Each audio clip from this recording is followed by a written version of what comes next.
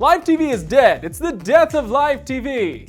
It's been an easy headline for a lot of people, well, myself included. That's why I used it, but I actually do want to take a slightly different tack here on this one. Live TV, in my opinion, will not only survive, it will, if we grade it on the curve, thrive. And I will tell you why, so let's dive in.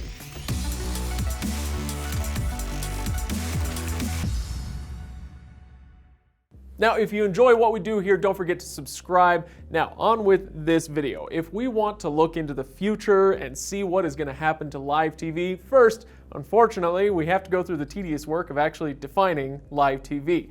It's live TV. What's there to define? Well, there are two things I think that people usually think about, and it is important to know the difference. There's, first of all, the stuff that's actually airing as it happens, so sports and news and other sports and some news.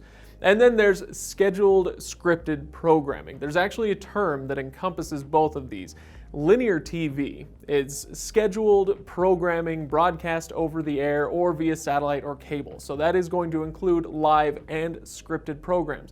So my question is this: does linear TV or traditional TV, the way that we think of it, have a future? Yes, it does. It's called live TV. So basically, live TV boils down to two things, like I said, sports and news. So let's look at a quick example of what kind of effect each of those has. Now, sports. On the sports side, in 2018, Fox took over Thursday Night Football from CBS, who had aired it in 2017. Let's look at what happened to the ratings year over year, 2018 versus 2017. If we exclude sports, all of the networks had a pretty rough time. Fox was up a little bit, ABC was down a ton, right? But it was a little bit of a rough year. If we include sports and look at all of the programming in 2018 for the week that we're looking at here, this kind of slice, this snapshot that we're looking at, then you see Fox jumps up 60% year over year. CBS, which lost Thursday Night Football, fell 26%. So that's just one example of what sports can do.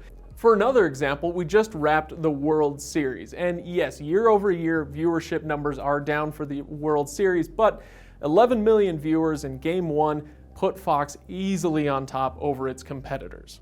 And then there's the news. Love it or hate it, the news performs pretty well. For example, on October 24th of this year on the MSNBC cable network, Rachel Maddow drew 3.2 million viewers, which was more than any of the scripted shows on the actual NBC network that night.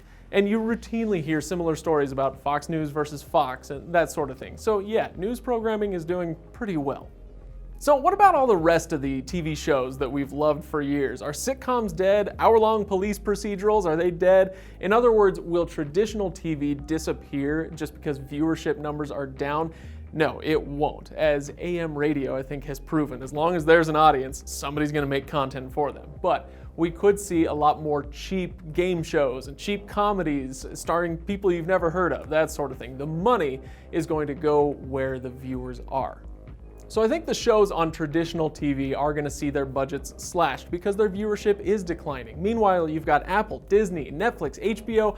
They're going to be the big players, the big producers moving forward. We're already seeing this with, take Game of Thrones, $15 million an episode in the final season. Stranger Things, $8 million an episode. See, on Apple TV Plus, $17 million an episode. You think ABC is going to put that kind of money toward Stumptown or Modern Family for that matter? Again, this doesn't mean that network TV audiences are going to disappear. You know, different strokes for different folks and all that, so people will still want to watch TV in the traditional way. But even if we really liked all of these shows, and some of us do, there's a big problem with linear TV.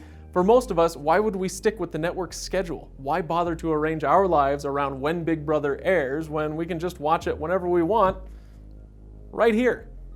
So, bottom line, is live TV going to die? No. In fact, I think, properly understood, live TV will thrive. As linear TV sees a general continuing decline, the stuff left standing tall, for a while at least, will be the live stuff, the stuff you want to watch as it happens. The Super Bowl, the World Series, presidential debates.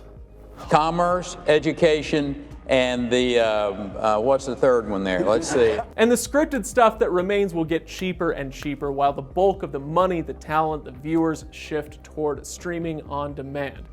So, have you fully shifted yourself towards streaming on demand yet? Are you all about the Netflix, Hulu, Disney life?